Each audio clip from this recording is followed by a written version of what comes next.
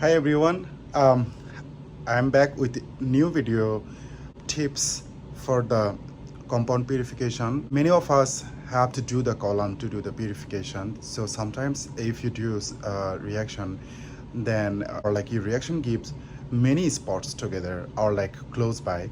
So in that case, how you design or plan to purify that compound. Maybe if I show in the board, then you will understand more.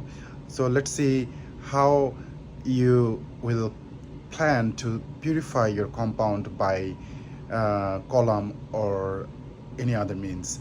So let's see the tips. Suppose you made a compound and you did the TLC. You check the TLC with different solvent.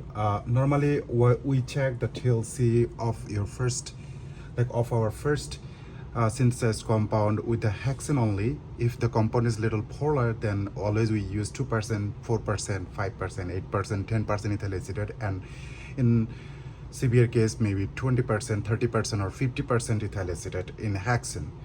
Now if you did a compound like synthesis and where you don't know where is your compound, or you know but it has many other spots together, like in the TLC, in some cases you might see this kind of scenery.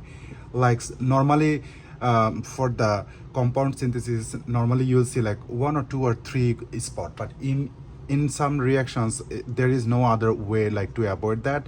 So if you see there are many spots and somehow you kind of know like which is your compound, suppose this bigger spot is your compound, suppose, in that case what you will do?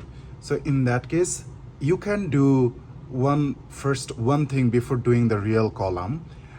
If you have flash column, a column technique which is like quick vacuum column. If you don't know what is it, you can see my video on quick vacuum column chromatography technique that is in my channel, so you can see that. So in that way you can do like some fractionation technique. Just I will draw here, but first understand what is the fractionation.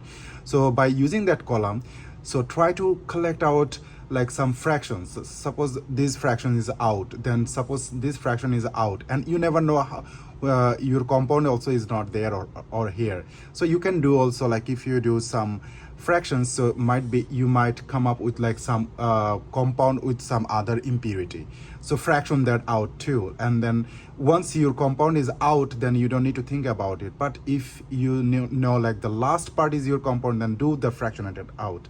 So these are like, you can take like suppose fraction 1 and fraction 2, then fraction 3, then fraction 4. Once those fraction is separated, then maybe you, and if you are confident that this fraction 3 has your real compound with some other impurity, then you can try with the column, real column. In that case you don't need to think about all other impurities here and there, just you will find out your compound here.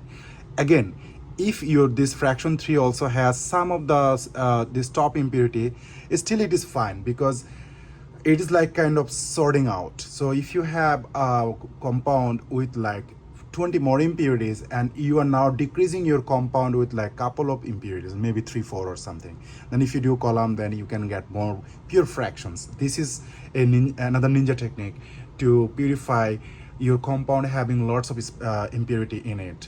And once you get this technique, like the fraction, like suppose fraction 3 I want to purify now.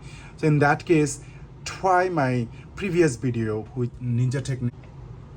So here, like suppose you collected the fraction 1 doesn't have your compound, fraction 2 doesn't have your compound, fraction 3 have your compound with some other impurities, and fraction 4 may not be your compound. If you are sure that it is not compound, then you don't need to think about it. So work with the F3, like fraction 3. So you can do 2 things, like with this fraction 3 you can go for directly column.